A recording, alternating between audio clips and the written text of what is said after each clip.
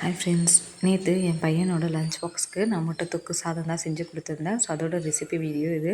ஒரு பேனில் 3 table spoon oil ஊற்றிக்கோங்க. இதுக்கு கொஞ்சம் எண்ணெய் அதிகமாக தேவைப்படும். அது கூட கரம் மசாலாஸ் ஆட் பண்ணிக்கோங்க. கூடவே ஒரு டீஸ்பூன் சோம்பு போட்டு நல்லா புரிஞ்சதும் ஒரு 5லேருந்து 6 பூண்டு தட்டி எடுத்துருக்கேன், அதை போட்டுக்கிட்டேன். 2 சின்ன வெங்காயம் நல்லா புளிசாக கட் பண்ணி எடுத்து போட்டிருக்கேன். அது நான் கூடவே உப்பு போட்டு வதக்கிட்டேன். சீக்கிரமாக வதங்கிடும். எப்பவும் சொல்கிற மாதிரி உப்பு போட்டு நான் வதக்கிட்டேன். நல்லா வதங்கி லைட்டாக ப்ரௌன் கலர் வந்ததும் அப்போ நான் ஒரே ஒரு தக்காளி மட்டும் சின்ன சின்னதாக கட் பண்ணி போட்டு வச்சுருக்கேன்.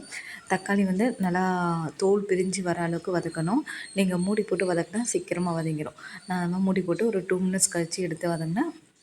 நல்லா தோல் பிரிஞ்சு வந்துச்சு. இப்போ தக்காளியில் மசாலாஸ் ஆட் பண்ணோன்னா நல்லா ஃபுல்லாக மிக்ஸ் ஆகிடும். ஸோ இப்போ நான் ஒரு 1/4 டீஸ்பூன் மஞ்சத்தூள், ஒரு 1 1/2 டீஸ்பூன் கிட்ட மிளகாய் தூள், அது கூட 1 டீஸ்பூன் கிட்ட கரம் மசாலா ஆட் பண்ணியிருக்கேன். இதை ஃப்ளேவருக்காக ஆட் பண்ணியிருக்கேன். நீங்கள் வேணும்னா ஸ்கிப் பண்ணிக்கலாம்.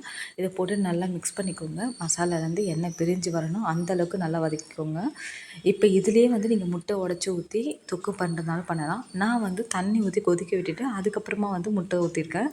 ஸோ கொஞ்சம் நல்லா முட்டை நல்லா இதுவாகிறதுக்காக நான் அந்த மாதிரி பண்ணியிருக்கேன்.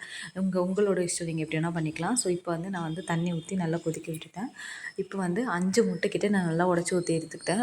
முட்டை உடச்சி ஊற்றின உடனே கிண்டாதீங்க. அப்படி கிண்டுனா அந்த முட்டை பொடி மாஸ்க்கு வர மாதிரி குட்டி குட்டியாக வராது.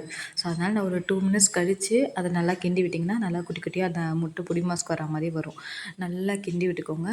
ஒரு 2 to 3 மினிட்ஸ் நல்லா கிளறிட்டே இருங்க. அந்த ஃப்ளேவர் எல்லாமே முட்டையோட அந்த மசாலாஸ்லாம் நல்லா மிக்ஸ் ஆகி வர அளவுக்கு நல்லா கொஞ்சம் திக்காக வரும். அந்தளவுக்கு நல்லா கிளறி விட்டுக்கோங்க.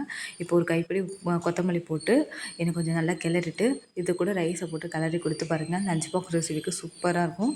கண்டிப்பாக ட்ரை பண்ணி பாருங்கள். ட்ரை பண்ணி பார்த்துட்டு கமெண்ட் பண்ணுங்கள். தேங்க்யூ கைஸ், பாய்.